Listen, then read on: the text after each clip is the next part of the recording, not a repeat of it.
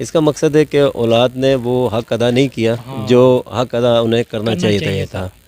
तो इस चीज़ का भी हमें बड़ा दुख रहा हमें, लेकिन कुछ दिन पहले ही जो है ना वो एक्सीडेंट हुआ इनके घर में ही, जो है वो गिर गए थे, जिसकी वजह से उनकी जो है एक हड्डी कूल्हे की जो है वो डैमेज हुई। अस्सलाम वालेकुम नाज़रीन, पाकिस्तान स्पेशल के साथ आपका मेज़बान हैदर अली हाज़िर खिदमत। नाज़रीन, इस वक्त माजिद जहांगीर साहब बहरिया टाउन में जहाँ पर रहते थे उनकी राइशगाह पर हम मौजूद थे। उनके हमसाए हमारे साथ मौजूद हैं, इनसे हम बात करते हैं कि वो उनका रहन सहन कैसा था और जैसे कि क्या उनके बीवी बच्चे नहीं थे, जैसे कि उनके बकौल उनका कहना है बीवी बच्चे नहीं थे, क्या वो वाकई सच बात थी और उनके जाने के बाद क्या ये उनकी कमी महसूस करेंगे। अस्सलाम वालेकुम। वालेकुम सलाम, मैं ठीक ठाक हूँ सर। आज तो वो इस दुनिया फ़ानी से भी रुखसत हो चुके हैं, आपका तो माशाल्लाह उनके साथ रहन सहन आमना सामना था, तो किस तरह की शख्सियत थी? इंतहाई शानदार शख्सियत है और मैं तो इन्हें उस दौर से जानता हूँ जो 80 से 90 की दिहाई के अंदर जो 50-50 चलता रहा, उसके उस हवाले से भी मैं इनको पहचानता हूँ, जानता हूँ। और ये अपने अरूज पर ही जो है 50-50 छोड़कर जो है यूनाइटेड स्टेट चले गए थे और उसके बाद वहाँ शिफ्ट हो गए। वहाँ अब वहाँ की ज़िंदगी उनकी अपनी थी, लेकिन उनसे जो बातचीत होती थी उसके अंदर वो हमेशा अच्छा ही जिक्र करते थे वहाँ की ज़िंदगी के बारे में। तो लेकिन यहाँ इनके साथ इस तरह की हालात देखकर बड़ा दुख होता था कि वो अपनी फैमिलीज़ के साथ नहीं है, यहाँ पे अकेले ही रह रहे हैं। और जब उनसे पूछते थे तो वो कहते थे कि मेरी कोई औलाद नहीं है। इसका मकसद है कि औलाद ने वो हक़ अदा नहीं किया जो हक़ अदा उन्हें करना चाहिए था।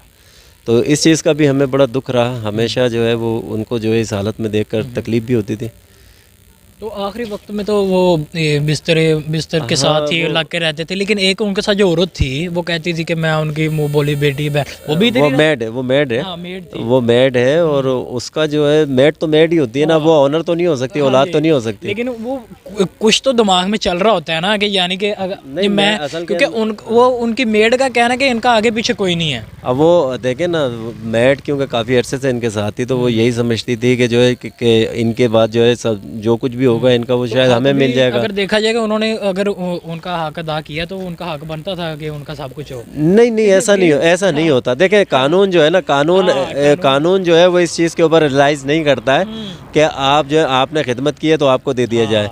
रियलाइज़ इसी पर करता है कि जी कानूनी हक किसका है, वो कानूनी हक उसको ही मिलेगा जिसका है। उनके बेटियां और बेटे जब यहाँ पर आए थे, देखा था आपने?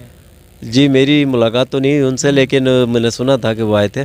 लेकिन वो क्यों नहीं साथ रहते थे अभी इसका तो वो ही बता सकते हैं बेहतर। लेकिन वो नहीं रहते थे तो इससे हम एज्यूम कर सकते हैं कि वो उनके हालात उनके साथ सही नहीं थे, कोई ना कोई बात थी। और वो यूनाइटेड स्टेट से रिलेटेड ही होगी क्योंकि वो काफ़ी अर्सा यूनाइटेड स्टेट में रहे। माशाल्लाह, आप उनके ड्रामे की बात करें 50-50, आपने भी देखा होगा। हाँ। तो देखिए, एक बंदा अरूज पे जाता है, अपने लिए इतनी तैयारी, हमने अक्सर एक्टर्स रात यही देखे हैं कि उनका जो ख़ात्मा होता है इसी तरह ही होता है, कि यानी कि बहुत ही गुर्बत में।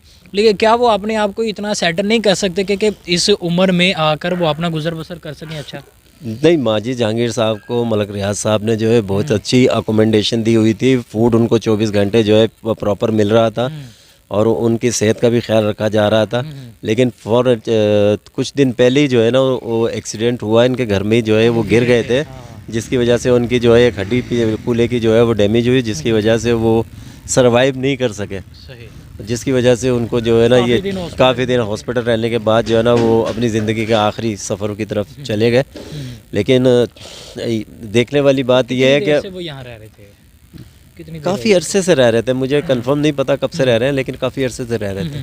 सही है जी। नाज़रीन, हमारे साथ माजिद जहांगीर साहब के जो मोहल्लेदार थे वो मौजूद थे। उनका यही कहना है कि बहुत अच्छी शख्सियत थी। जो उनकी हालत बिगड़ी वो किस तरह बिगड़ी, जो वो बिस्तर से जब वो घर में रहते हुए जब नीचे गिरे तो तब उनकी हड्डी एक फ्रैक्चर हुई और जो उनकी ये जल्द मौत का सबब बनी। इसी के साथ मुझे मेरी टीम को दीजिए इजाज़त। अल्लाह हाफ़िज़।